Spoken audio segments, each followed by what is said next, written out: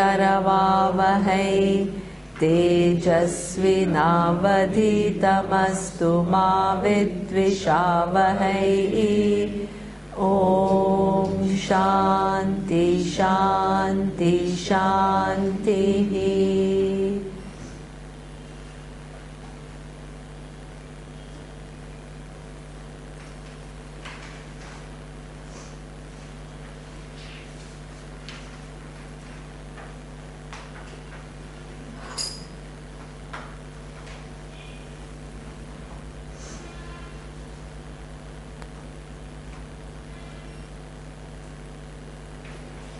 Okay, just one little story that I wanted to tell about, the people who are eligible for this knowledge.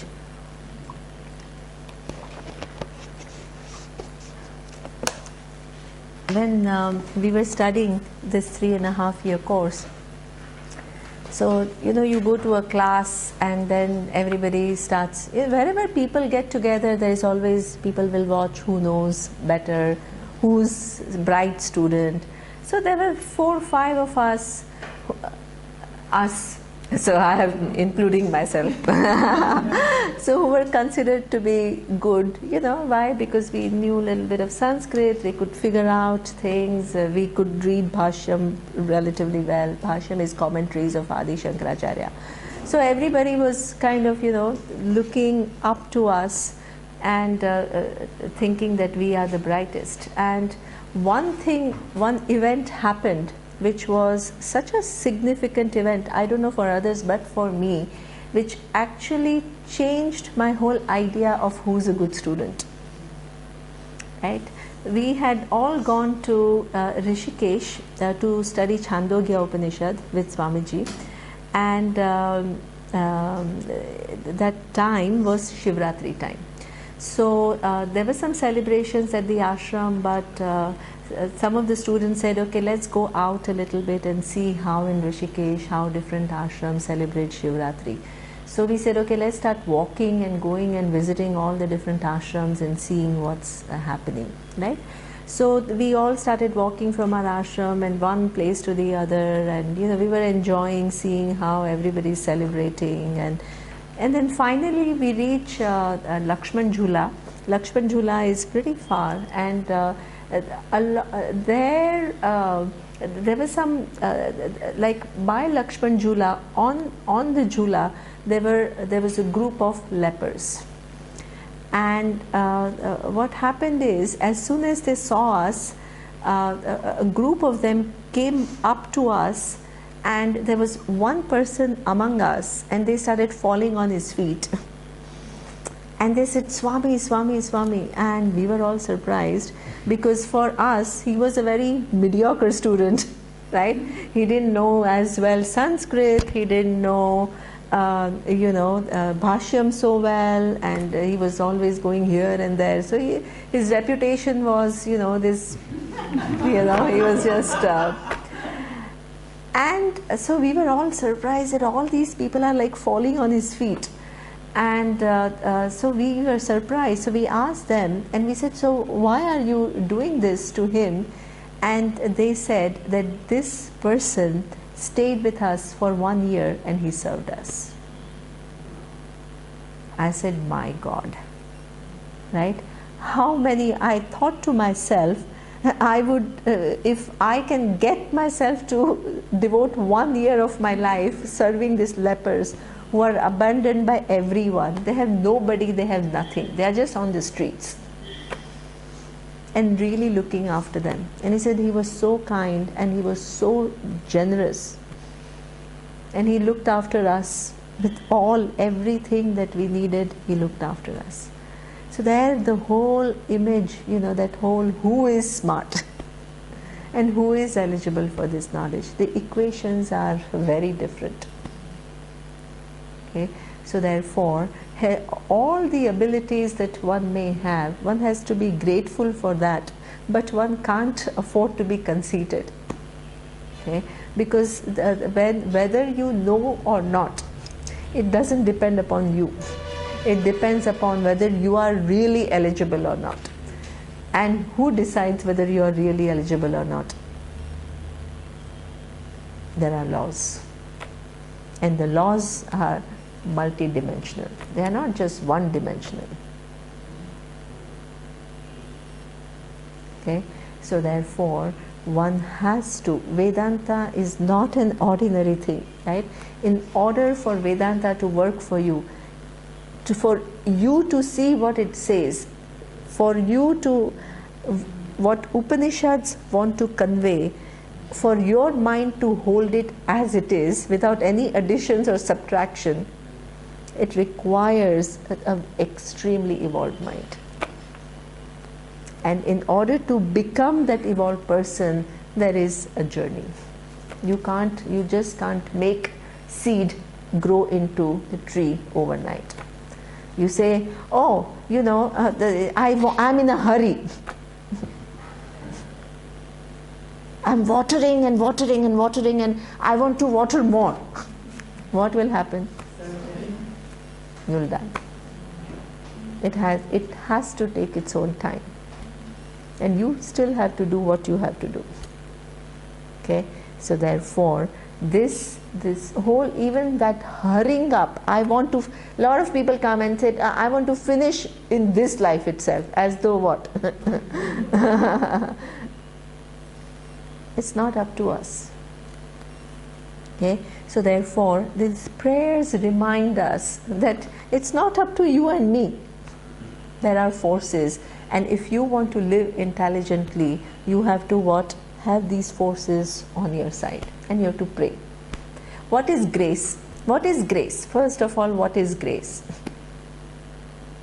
Blessing. Yeah, blessing, like how do you get grace?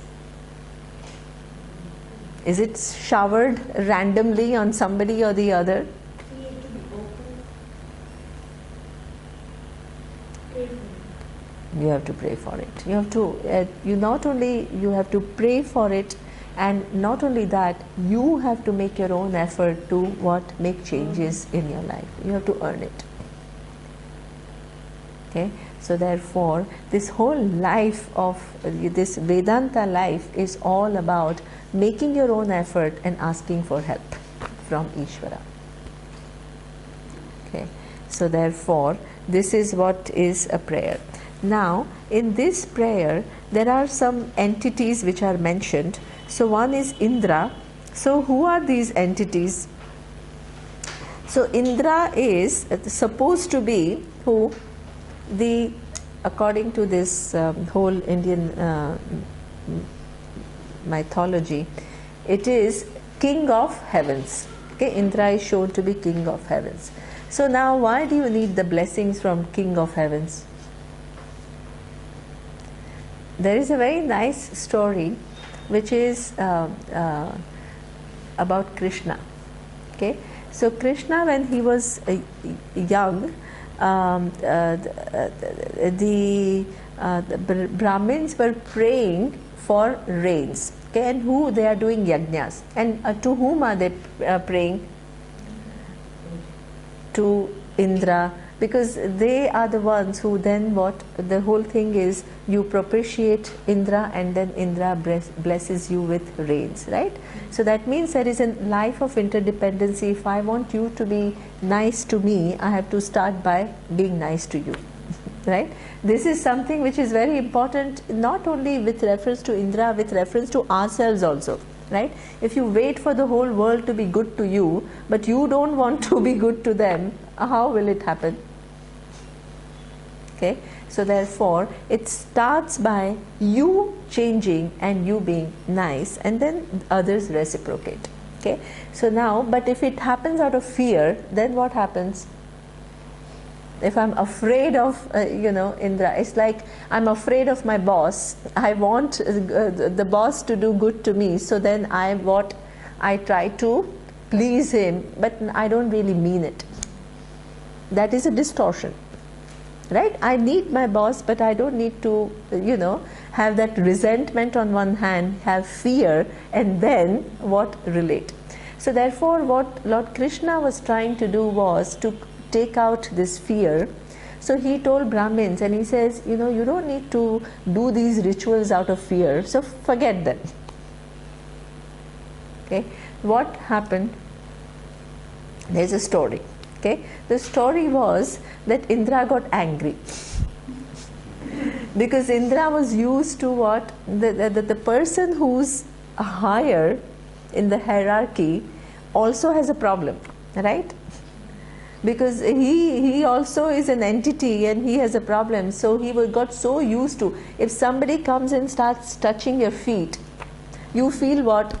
You feel empowered. It's very, you see what I mean?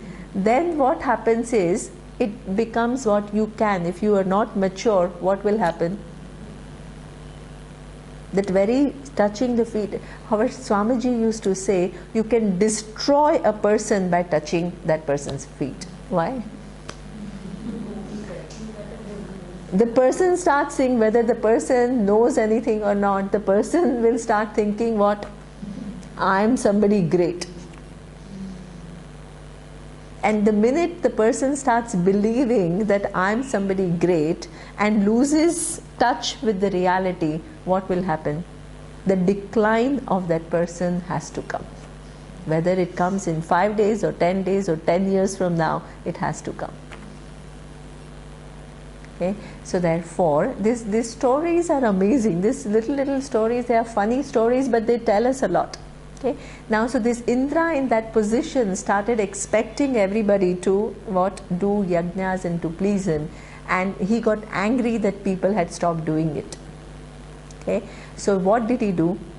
He punished, as though punished, right? The whole earth with lots and lots of rain. It started raining, and it rained so heavily. So that means there are certain forces over which we have no control, and there are some deities which are in charge of those forces. And then people got so scared, because then they said, oh, now they wanted to go back and do this yajna, because they said now Indra is angry. So now to appease, what to do? You need to go back to yajna. So Lord Krishna said no. If Indra is pouring rain, what did he do? He took everyone to Govardhan, and he showed Indra that with one little finger, what did he do? He protected everyone. Everybody took a shelter on that Govardhan. It was a message to Indra. What was the message to Indra? With my little finger, I can. Govardhan Is a mountain. He was holding So holding this mountain with this little finger, I can do it, you know. So that means every glory that every other force has, ultimately there is only one source, and that source we will understand is Krishna. But Krishna is not as a person. We'll have to understand what is Ishvara. Okay? But that Ishvara manifests in form of many different forms. Okay? Lot of different, you know, like how our individual societies are organized. How are they organized? In hierarchy. So the hierarchy means what? Somebody has more power than you, but that doesn't make the person what? The ultimate power holder, because there is always one more person above him. Okay? So therefore, we need to, in order for the whole system to work, what do we need to do? We need to be helpful to each other, right? The boss depends upon you for information, and you have to what? Also give back to the organization, and you have to help the boss to achieve whatever the targets have to be achieved. So that means we are living in a world which is interconnected and interdependent. This whole prayer, embedded in the prayer, is this understanding that my well-being depends upon what? Working of so many different forces. And if it does depend upon many forces, I can't just what? Ignore them or not be, I can't be oblivious to them. I need to acknowledge their contribution towards my life. So that means if you were to have proper rains, what do you need to do? If there are forces which are in charge, then you need to propitiate those forces. But not only that, you also through your actions have to act in a way that you don't bring about imbalance on this earth, which disturbs the whole balance. That is what we call life of awareness. Life of awareness is something which is interesting. When I was at the UN 15 years ago, there was a study on every year we come up with some development challenges, right? So that year, UN made a huge thing about what water being one of the biggest challenges. Okay? And then I thought to myself, how much of this earth is surrounded by water? How much? 2/3 of this whole thing is water, and 1/3 is land. I said, then how can we have water shortage? If we are surrounded by so much water, how can there be? So that means what? That this ocean water, to convert into potable water, we still don't have technology. Okay? So 2 days, like now last 1 month, and our apartment, we had no water. So for 1 hour we would get water, and out of the whole day. And we live right in front of the ocean.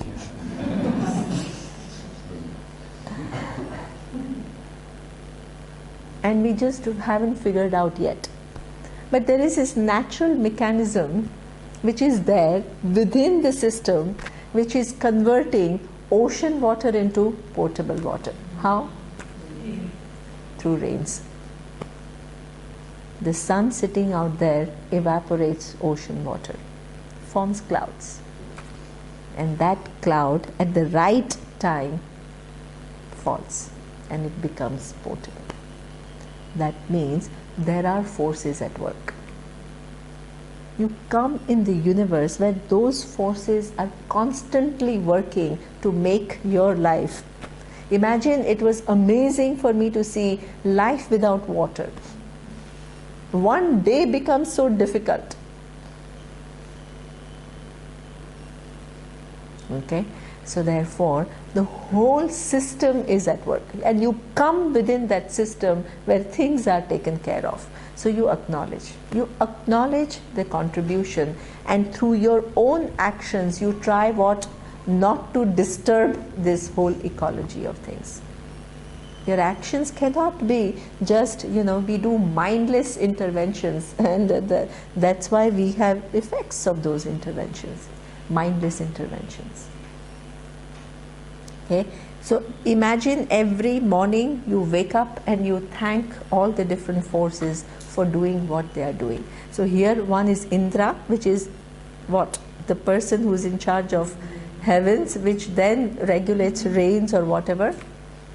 The intelligence manifesting in form of that given laws which bring about rain. And he is also the deva for all the senses and the mind. Yeah. Lord Indra is the. So if you want your senses, you want your eyes to be very bright. What choice do you have? Do you have choice to redesign your eyes? You actually don't have any choice. But you do have a free will. What can you do? You can look after your eyes. You can avoid what? Not reading in dark. You must have sufficient light. You can take care of your Surya just went recently for some Ayurveda treatment where they say, oh, there is, this, you keep on using, Surya is a voracious reader, so he keeps reading whole day. Okay, so that means he said, and that lady said, if you keep on using your sense, one sense, and you don't nourish it, it will, what? It will decline. So the whole Ayurveda treatment was nourishing the eyes. Okay. So therefore, whatever you can't just redesign the eyes. Neither you can, none of the senses you can redesign. Neither you can reprogram your mind. Okay, a lot of people come to Vedanta totally, they have this whole thing that either they are in difficulty or they are in grief or whatever, and their expectation is that the whole thing will go and they will be in some state of bliss. That's all nonsense. Okay, so that means there is this mind which also follows a certain order, and you have to work within that order. And if there are some distortions, you have to undo those distortions. So this is where you need help, because you can't reprogram your mind and you can't make it into some kind of a switch to a program where there will be a constant bliss. You can't do it. And this is why after coming to Vedanta, if people are expecting that, they said, oh, I know what Vedanta says, but I don't feel it. Big problem. Okay? So that means you have to work with the design. And you have to be intelligent. You have to you have to play your part, and at the same time, ask for help from the forces. So Indra stands for that. Sun. What does sun stand for? You also ask for blessings from the sun, right? So Pushaha is the sun. Indraha, then Pushaha. Who is the Lord Sun? Why do you pray to the sun?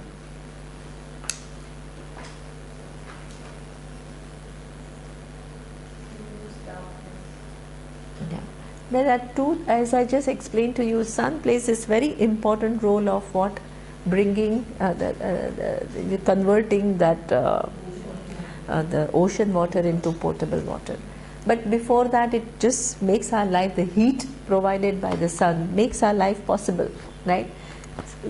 Being so far away from the earth, it still does this job. If it was little close, what will happen? Your life is not possible. If it was little far, your life would equally not be possible.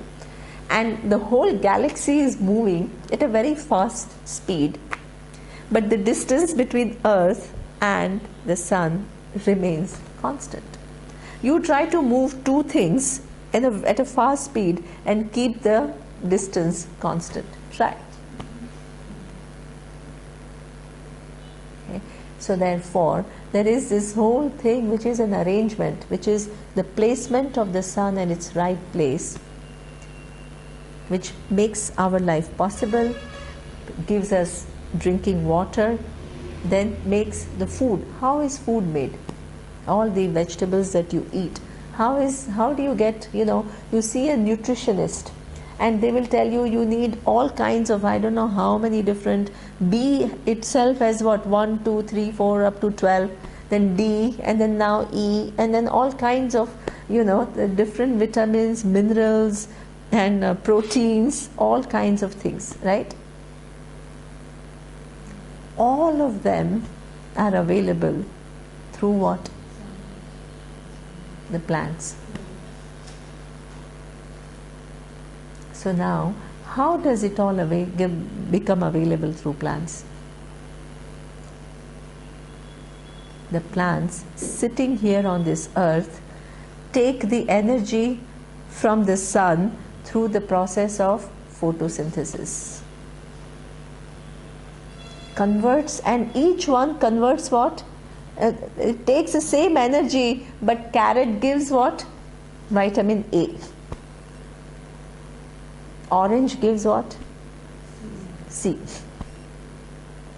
Design. Mind-boggling design. Okay, so therefore reverence because the whole universe is at work right now. There is a benevolent universe out there providing what every need of yours. And if your existence is oblivious to that, and you are only you only concentrate on what you don't have right now and constantly be dissatisfied by that, what is the level of objectivity with which you live? You need to change. In order for Vedanta to work, you need to undergo a very fundamental change in how you look at the universe.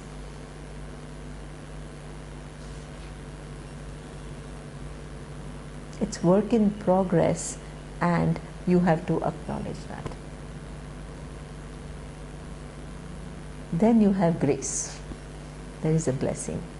Because when you acknowledge that so much is being done for me, what is it very deep at a psychological level, there is a deep change from isolation to connection. I no longer feel an isolated human being in this vast universe. My life is connected to Indra, my life is connected to the sun, my life is connected to other human beings, my life is connected to everything.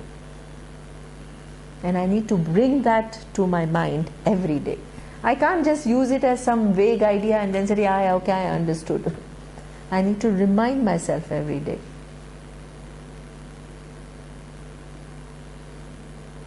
Okay. And when that happens, there is a deep change in me from isolation to connection, from dissatisfaction to gratitude. I need to be grateful. So much is given to me, but it's never enough for me.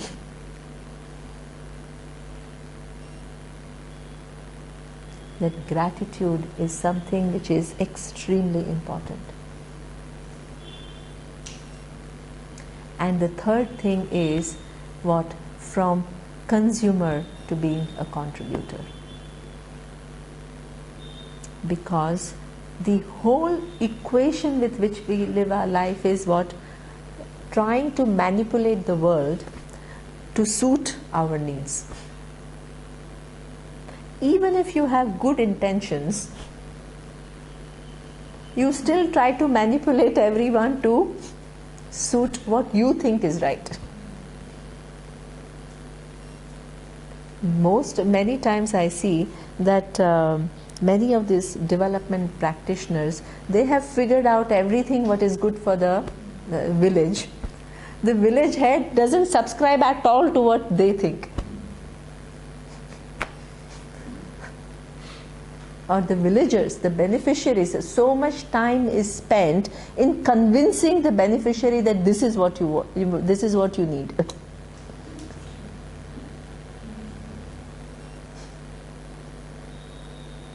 Because you see value for it, but they don't see the value for it at all.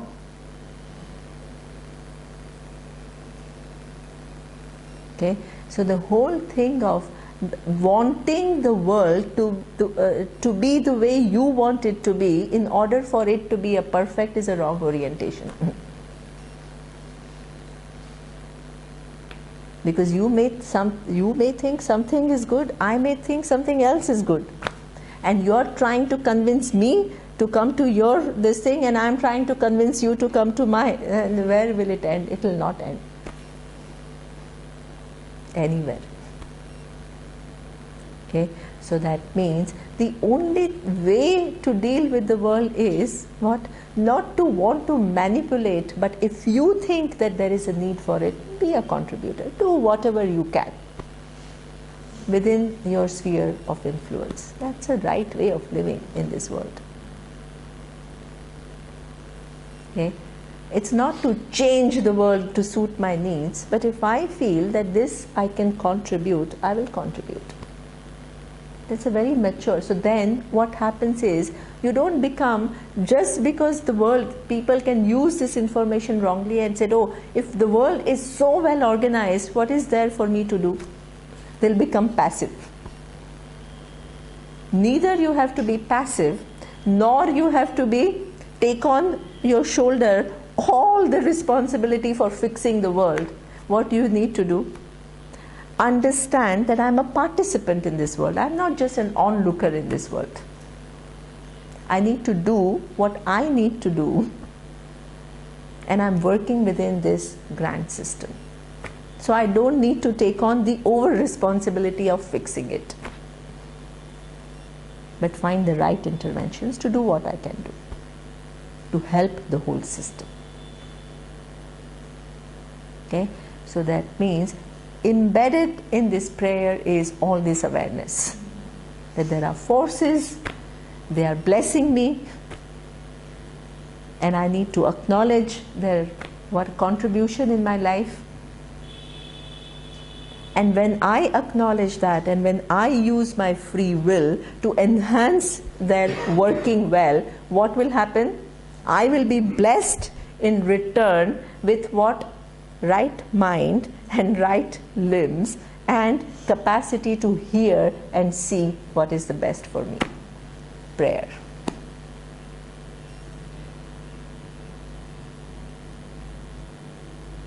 Okay, so this is what is so important, to just live with what you have and to make the best out of it in order to reach what? What is the ultimate? Ultimate is to know your true nature. Okay, so this is how the prayer is. And Shanti, for in order for all this to happen, you need 3 types of Shanti. Okay. Now what happens is, after this prayer, what is the ultimate good to hear and what is the ultimate good to understand is talked about, right? Because there can be levels of what is good for you to see and hear. This is the ultimate. Okay, so that is what it says, verse 1. Atha ashvalayanaha bhagavantam parameshtinam upasametya uvacha adhihi bhagavan brahma vidyam varishtam sada sadbihi sevyamanam nigudham yaya achirat sarva papam vyapohya paratparam purusham yati vidwan. Okay, so that means there is this whole thing is a student approaching a teacher. Okay, Ashwalayana approached Brahmaji. Hi.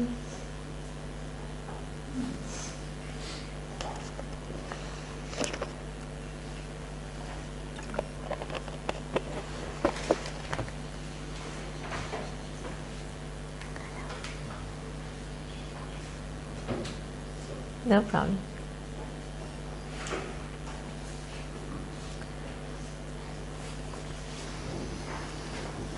And he asked, what did he ask? He says, Adhihi.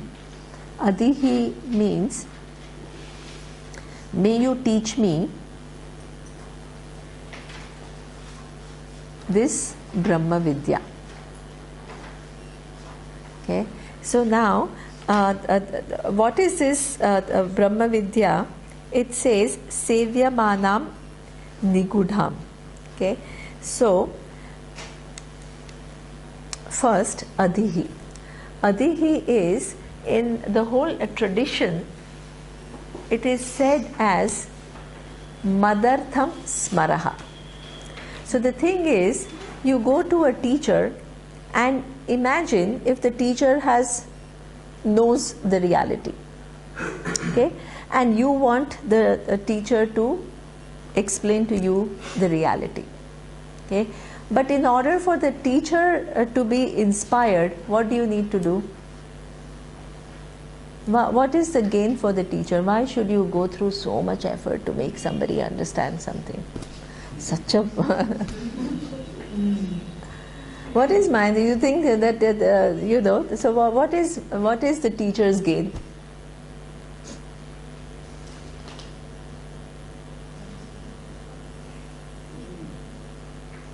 You need to what? Sorry? Be a good learner. Absolutely. You need to inspire the teacher because it's too much work to make you see this. And you come and say, yeah, I don't know whether this is true or not. I'm just coming for curiosity. What is going to be the teacher's? Do you think this is inspiring for the teacher? You go to a musical, this concert. And there is this concert where you can have Zakir Hussain playing.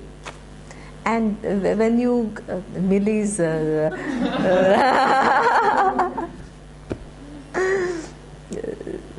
eyes are shining, right?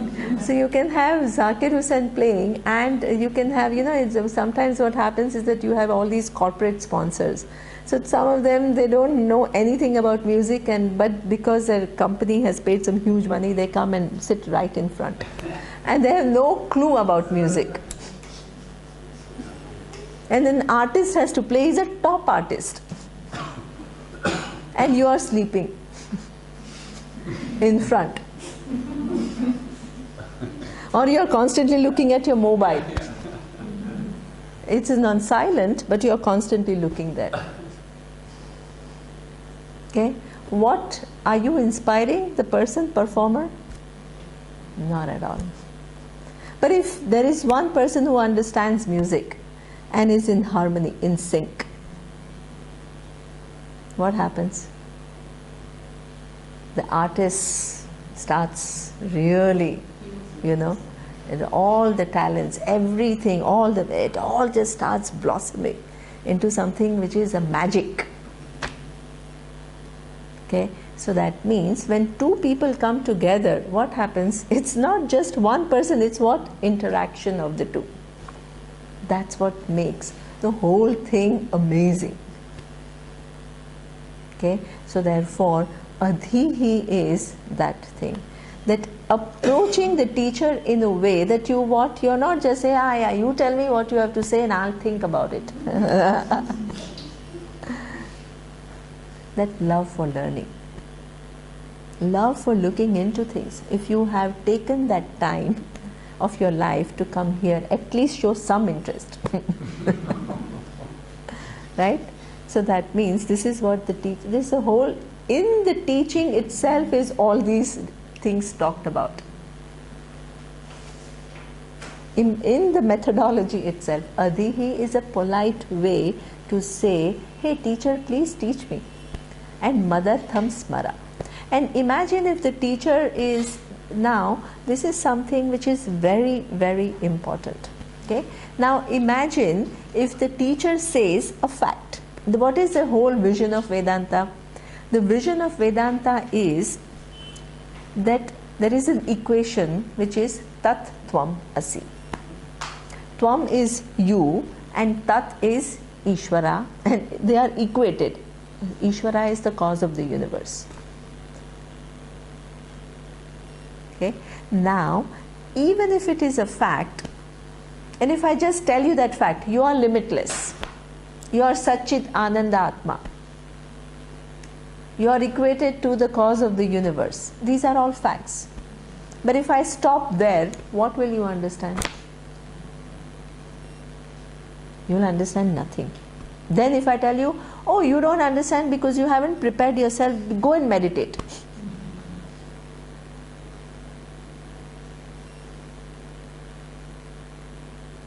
What will you meditate on? I'm limitless, I'm limitless. I want to feel expansion, I want to feel expansion.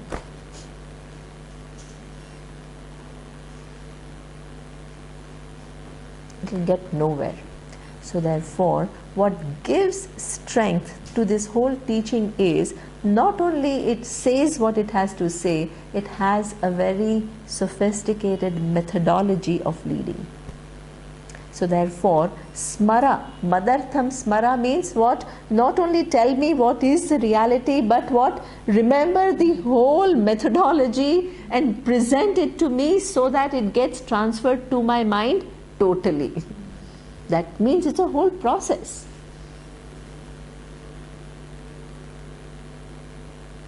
Okay?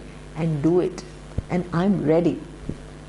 So therefore, this is, he says, Adhihi. What is this? What do you teach me? Brahma Vidya. Okay, so that is, Brahma Vidya is what? Vidya which has the subject matter which is Brahman. What is this Brahman? It's not Brahmin, it's Brahman. Different, right? Yeah, very different. So now, is it like a carrot? Teach me carrot, teach me cucumber, teach me whatever, right? Brahman itself is something which is not known. So what is this? First of all, what is Brahman? It's not like in some object.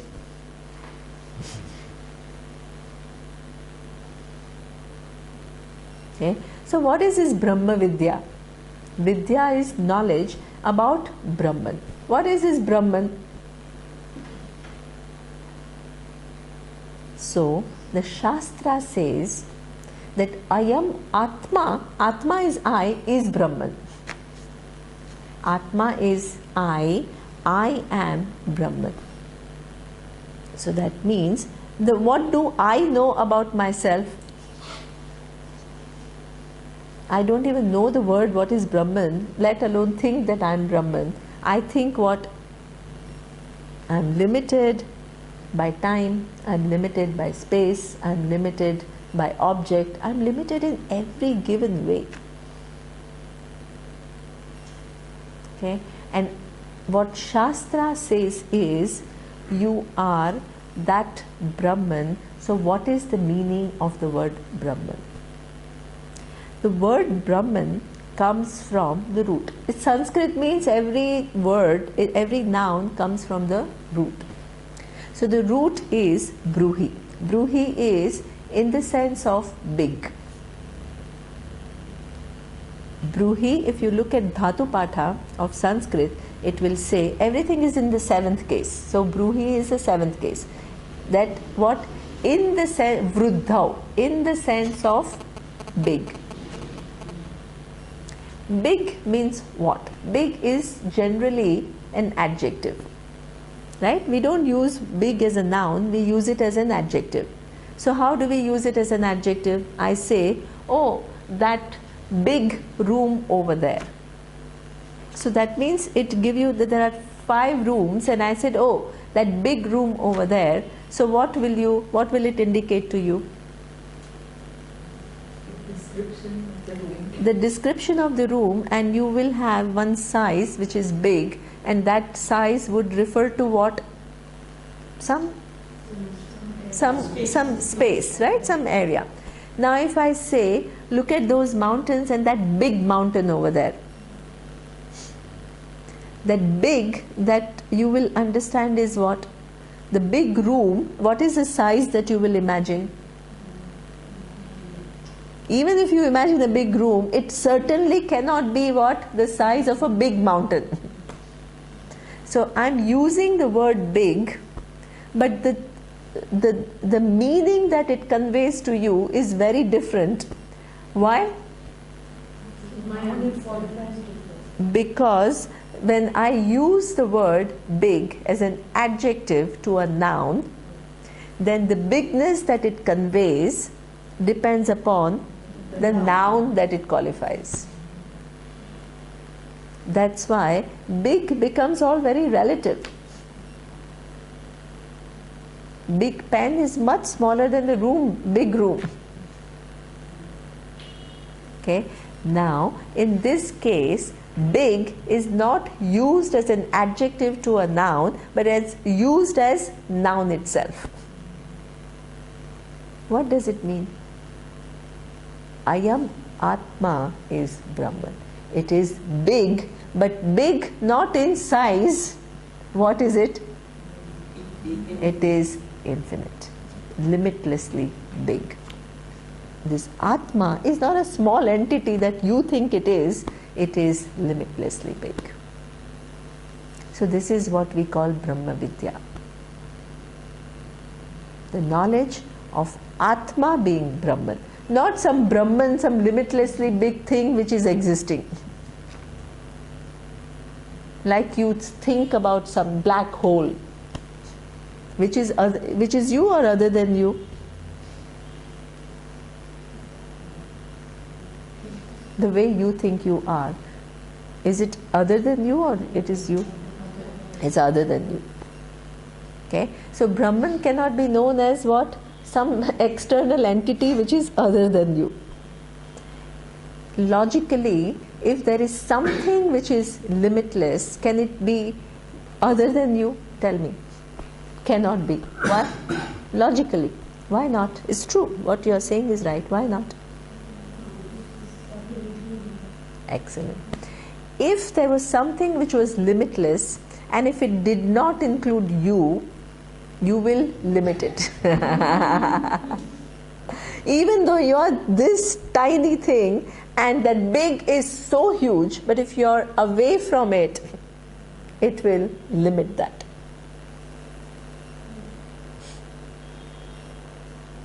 Right? So therefore, limitlessly big, if Brahman is limitlessly big, it necessarily has to include you. It cannot be, you cannot be excluded. Okay, so that Brahma Vidya I want to know. Okay, now the Atma I, so that means that it is, if it is my nature that limitlessly big, why don't I know it? This is another question that everybody asks. If I'm already that, why don't I know it? It says it is what? Nigudham. Nigudham means it is well hidden. Well hidden. So very well hidden. Right? It is very well hidden, and the way it is hidden is, there is a story of how it is hidden. Right? Our teacher used to tell this story that there was a train, and in that there were two passengers who were traveling. Okay, so there was one was a thief and the other one was a nice guy. Okay, so now this normal nice guy, he's just there and he's checking his wallet and he counts how much money he has and all that. So there's a thief right across, and the thief is what? Watching this man counting the money, right? So now he says, okay, now let night fall, I'm going to steal this money. Okay, so then he waits at night falls. This man goes to the bathroom and he just freshens up and he goes to sleep. Now the thief also goes to the bathroom. He comes home and they both go to sleep. So around 3 o'clock in the morning, this thief wakes up and he starts frisking and he starts looking for this money. Right? And he looks very quietly in this hand bag that he had. He doesn't find it. Then he thinks that maybe he has hidden it at night in the suitcase. He doesn't find it. Then he says maybe he's just having it with him, so like in his pocket. He doesn't find it.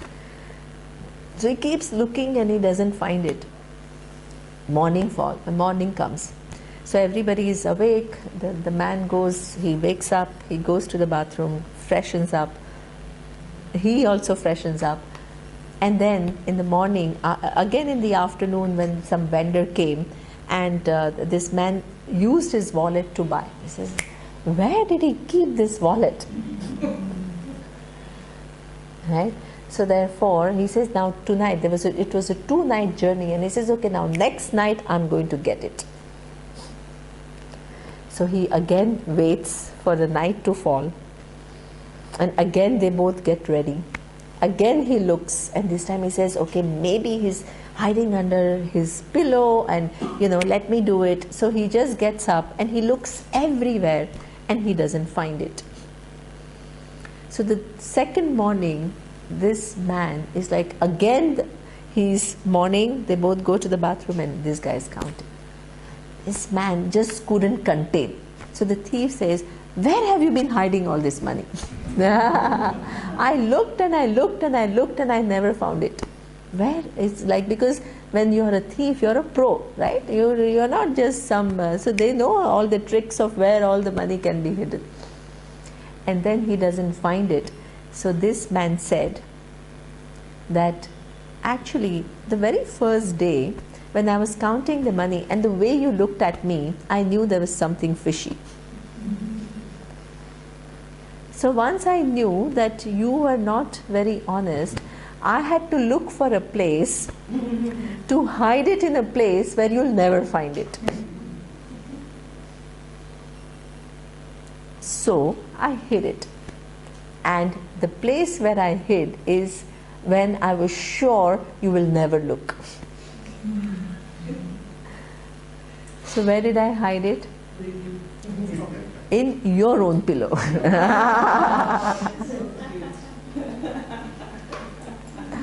Because you'll always look. This is how we live our lives. Brahman is so well hidden. Even it's exactly. It is there. It is always there. It can never be displaced. But it's so well hidden because it is at a place where you never suspect that it is. Is it because we cannot look at ourselves? Wonderful. So wonderful. Right? It is well hidden because it is hidden at a place that you generally have no access to. You come to this universe with what? 5 senses. The only way that you know of things in the universe is through what? Imagine if you had no senses, will you know any object? You can't know any object. So that's why there is Dakshinamurti Stotram, which says that Nana Chidra Ghato Deepa Prabha Bhaswaram. So that means there is this little lamp, there is this earthen pot, and it has what? Holes. And through these holes, what happens? A light comes out, and then what happens? The light goes out. In this body, there are those holes. What are those holes? Your sense organs. Your eyes, if you didn't have eyes, you will have no access to forms. If you didn't have ears, you would have no access to sounds. If you didn't have your nose, you would have no access to the external smell. Without the body, no what? Touch. Skin, without skin there is no touch, and without tongue there is no taste. Okay, so these 5 sense organs are given to you, and they are the only ones that you have to what? Come in contact with the world.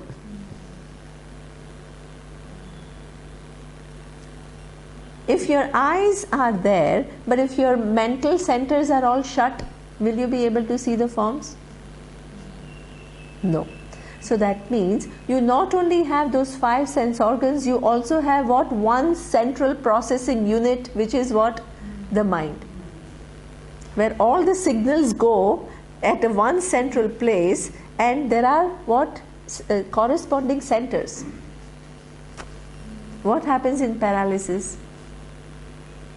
One center loses its capacity, your hands cannot move. So therefore, it all gets processed in your mind, and then depending upon that processing, what you interact with the universe. The external impetus could be whatever, but how are you going to react? Based on what? How you have processed it. And how you have processed it depends upon what you understand. Okay? But the whole thing goes on. It's all about what? The whole very sophisticated. Either this process is just simple thing of, okay, there is something which is a danger and let me run away from it, or with this whole 5 senses you can figure out how old is the universe. All through these 5 sense organs and what? The mind, which is backed by sense organs. The most sophisticated of the sophisticated knowledge. You same process, 5 sense organs and the mind which processes it. Through this, can you figure out the nature of I?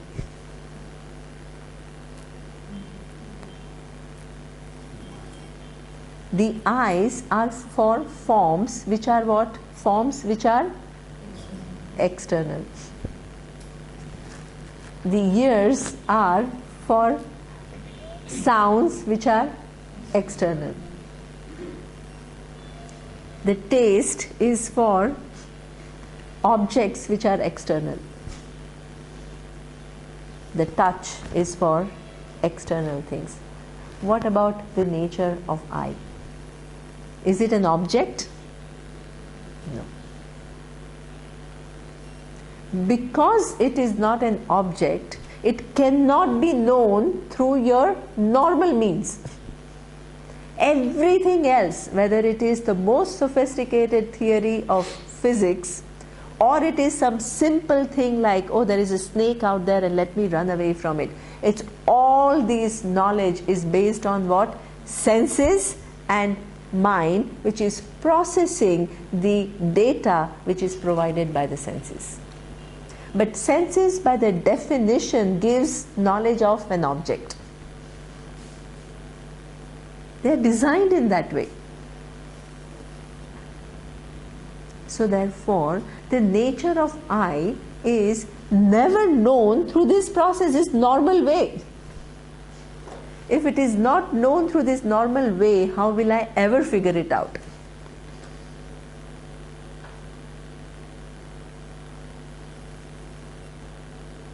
There is no way. That's why Nigudha. Nigudha means it is well hidden.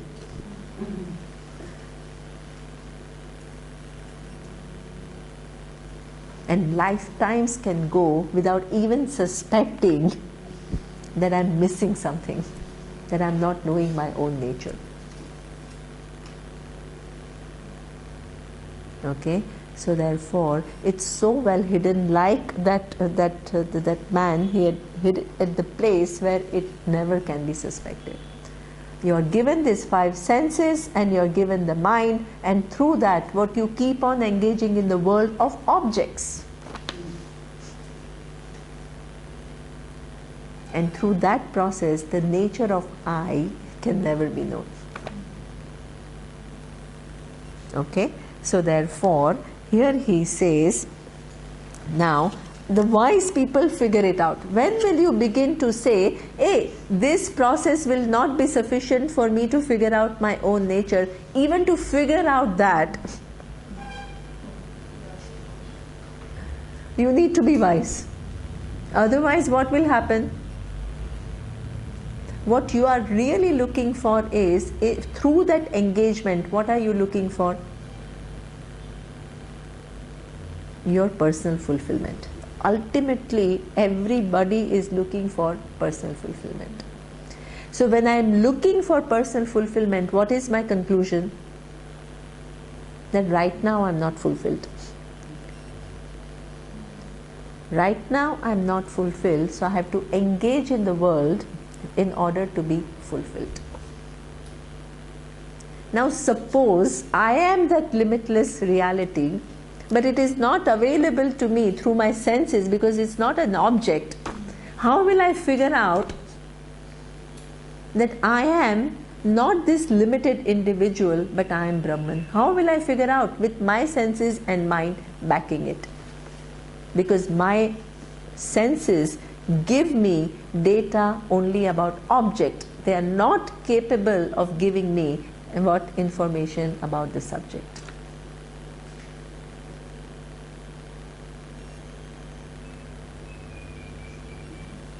So therefore, you need an independent means of knowledge. You need an independent means of knowledge which will make you recognize what is the nature of I and lead you. There is a sophisticated methodology which will make you see the nature of that I. Okay, so this is where some clever ones figure this out and they go to the teacher to learn what the knowledge about the nature of I.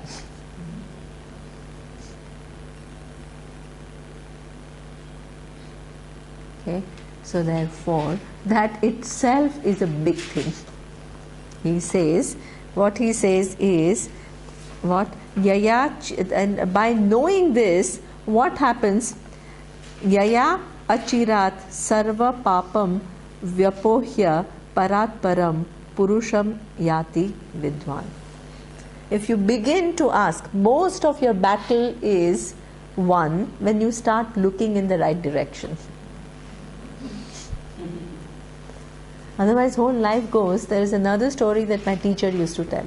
Okay, there was this old lady and she was very frantically looking for her keys, and there was a bypasser and he saw this old lady struggling. Okay, and so he says, can I help you? And she said, yes please, can you help me look for the key? And they said, okay.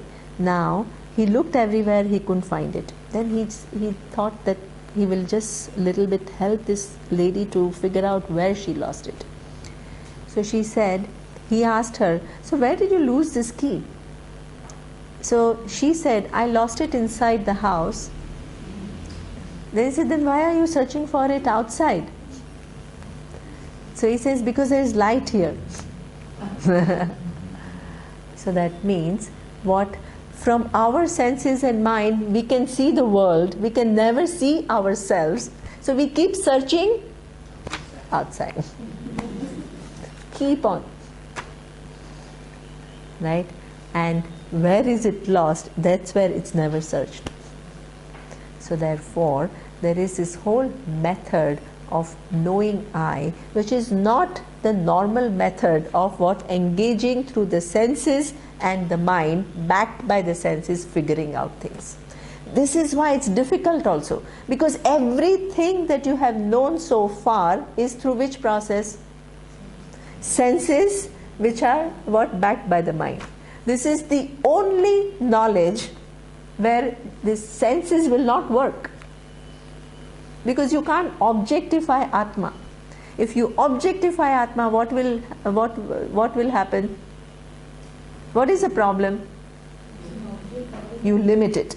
You make it into a given object within time and space.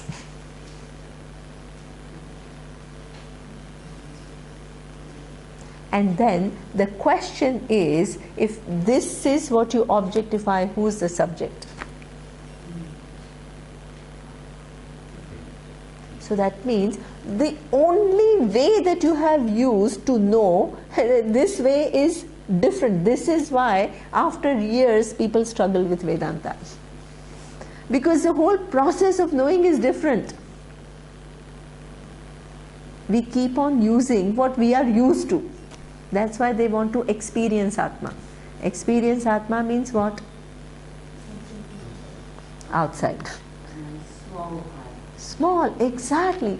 Any experience means it begins in time. Right now my experience begins. For how long was it not there? Billions of years ago. It was, for billions of years it was not there. And let's say till the time that I die, I continue one experience, which itself is not possible. But suppose, then how long will I continue? 30, 40 years that are remaining. So that means after 40 years that experience will not be there. So you have had one experience for 40 years. Is it limitless? Where is 40 years and where is limitless? If you can't understand that, It's a long way to go.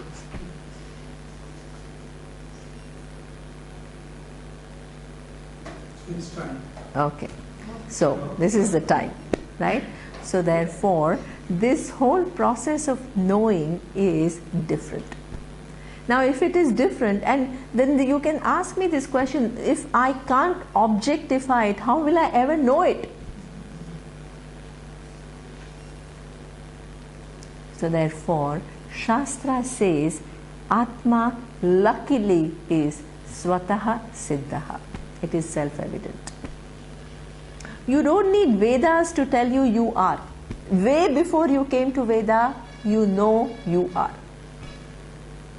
Aham Asmi is something which is known to everyone. I am. How do Upanishads help you? In what Aham Asmi is known to everyone, but your Aham gets loaded with all the things that it is not. So how does Veda help you? It unloads it and it makes you see yourself in its true light. So that means Veda cannot make you see Atma if it was not self-evident. Atma is the only thing in this universe which is not given to you as an object, but as what? As self-evident I. What Vedas do is to remove the ignorance which makes you mix up this Atma with certain things that it is not. It frees it from the limitation that you have given and makes you see its true nature. Okay, so this is what we call Shabda Pramana. Shabda Pramana is it's a big thing. Okay, it's a means of knowledge. So what is this means of knowledge? We will see a little bit more in detail in the evening class. Okay. Om Purnamadav Purnamidam Purnat Purnamudachyate Purnasya Purnamadaya Purnamevavashishyate. Om Shanti Shanti Shanti. Om Shri Gurubhyo Namaha. Hari Om.